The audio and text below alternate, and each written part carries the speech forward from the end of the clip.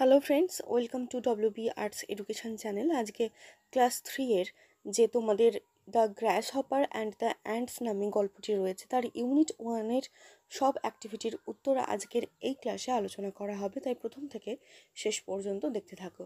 এর আগের ভিডিওগুলো দেখার জন্য অবশ্যই চ্যানেলের প্লেলিস্টে গিয়ে চেক করতে পারো, যেখানে ক্লাস 3 ইংলিশ নামে চ্যানেলের প্লেলিস্ট করা আছে। সেখানে গেলে তোমরা এর আগের চ্যাপ্টারগুলোর সমস্ত উত্তর বা তাদের যে সমস্ত বাংলা অর্থ করা আছে সেগুলো তোমরা দেখতে পেয়ে যাবে।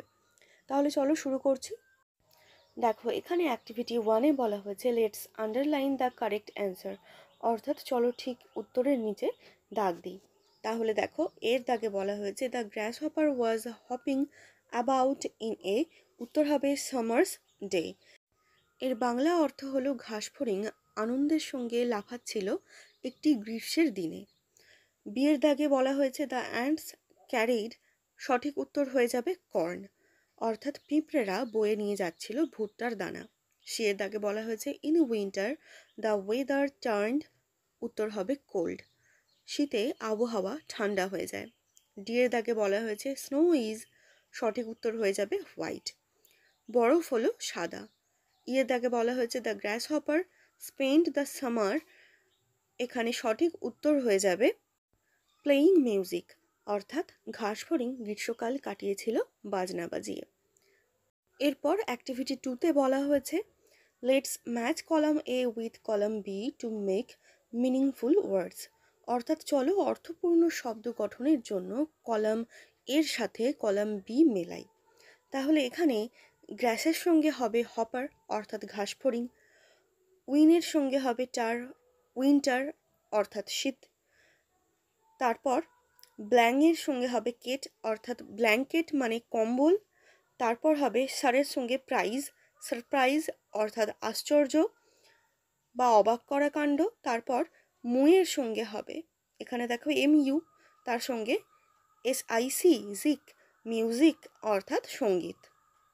এরপর অ্যাক্টিভিটি 3-তে বলা হয়েছে let's fill in the blanks with the red colour describing words in the story, অর্থাৎ চলো গল্পের মধ্যে লাল রঙের শব্দগুলি ব্যবহার করে শূন্যস্থান পূরণ করি।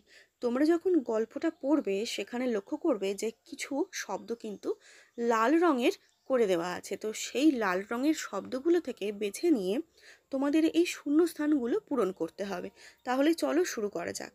দেখো, এর দাগে বলা হয়েছে দ্য ব্যাগ ইজ ভেরি, এখানে সঠিক উত্তর হয়ে যাবে হেভি, অর্থাৎ ব্যাগটি হলো খুব ভারী।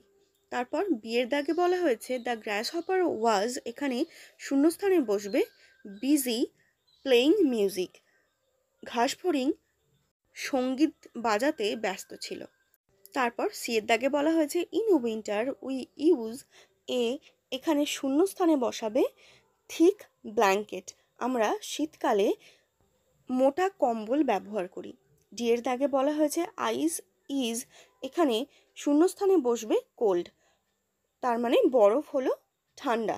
ইয়ের দাগে বলা হচ্ছে she has a dash smile, এখানে শূন্যস্থানে বসবে লাভলি, অর্থাৎ তার একটি সুন্দর হাসি আছে। আজকের এই ক্লাসটি তোমাদের ভালো লাগে থাকলে অবশ্যই লাইক, কমেন্ট এবং বন্ধুদের সঙ্গে শেয়ার করতে ভুলবে না। কোনো প্রশ্ন থাকলে সেটাও কিন্তু আমাকে কমেন্ট বক্সে করে জানতে পারো।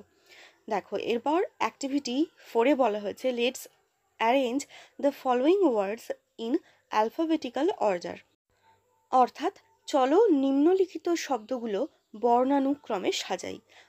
অর্থাৎ এখানে বলতে চাওয়া হয়েছে ABCD এইভাবে পরপর বর্ণ অনুযায়ী শব্দগুলো তোমাদের সাজাতে হবে। তাহলে চলো শুরু করা যাক। 1 নম্বরে হবে অ্যান্ট, অর্থাৎ পিঁপড়ে। 2 নম্বরে হবে বিজি, অর্থাৎ ব্যস্ত। 3 নম্বরে হবে কোল্ড মানে ঠান্ডা। 4 নম্বরে হবে ফিল্ড মানে মাঠ। 5 নম্বরে হবে হিল, অর্থাৎ পাহাড়। 6 নম্বরে হবে মিউজিক মানে সঙ্গীত। 7 নম্বরে হবে সামার, অর্থাৎ গ্রীষ্মকাল।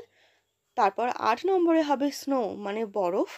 9 নম্বরে হবে উইন্টার মানে শীতকাল এবং 10 নম্বরে হবে ওয়েদার মানে আবহাওয়া।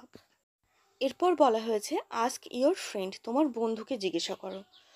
হুইচ ইনসেক্ট ক্যান বাইট, কোন পোকা কামড়ায়, এখানে সঠিক উত্তর হয়ে যাবে দ্য অ্যান্ট ক্যান বাইট, পিঁপড়ে কামড়ায়। বিয়ের দাগে বলা হয়েছে হুইচ ইনসেক্ট ক্যান ফ্লাই, কোন পতঙ্গ উড়তে পারে? এখানে উত্তর হয়ে যাবে বিজ ক্যান ফ্লাই, অর্থাৎ মাছি উড়তে পারে। সি এর দাগে বলা হয়েছে which insect lives in a group, কোন পোকা বা পতঙ্গ দলবদ্ধভাবে বাস করে? এখানে উত্তর হয়ে যাবে ants live in a group, পিঁপড়েরা দলবদ্ধভাবে বাস করে। তারপর ডি এর দাগে বলা হয়েছে which insect is green in colour, কোন পতঙ্গ সবুজ রঙের? সঠিক উত্তর হয়ে যাবে grasshopper is green in colour, অর্থাৎ ঘাস ফড়িং সবুজ রঙের হয়। এর দাগে বলা হয়েছে which insect moves in a row, কোন পোকা সারিবদ্ধভাবে চলাফেরা করে? উত্তর হবে ants move in a row, পিঁপড়েরা সারিবদ্ধভাবে চলাফেরা করে। তো আজকের ক্লাস এখানেই শেষ করলাম। ভালো লাগলে অবশ্যই লাইক, কমেন্ট এবং বন্ধুদের সঙ্গে শেয়ার করতে ভুলো না। আর যারা চ্যানেলে নতুন এসেছো তারা অবশ্যই চ্যানেলটিকে সাবস্ক্রাইব করে রেখো প্রত্যেক দিনের এরকম গুরুত্বপূর্ণ ভিডিওর আপডেট পাওয়ার জন্য।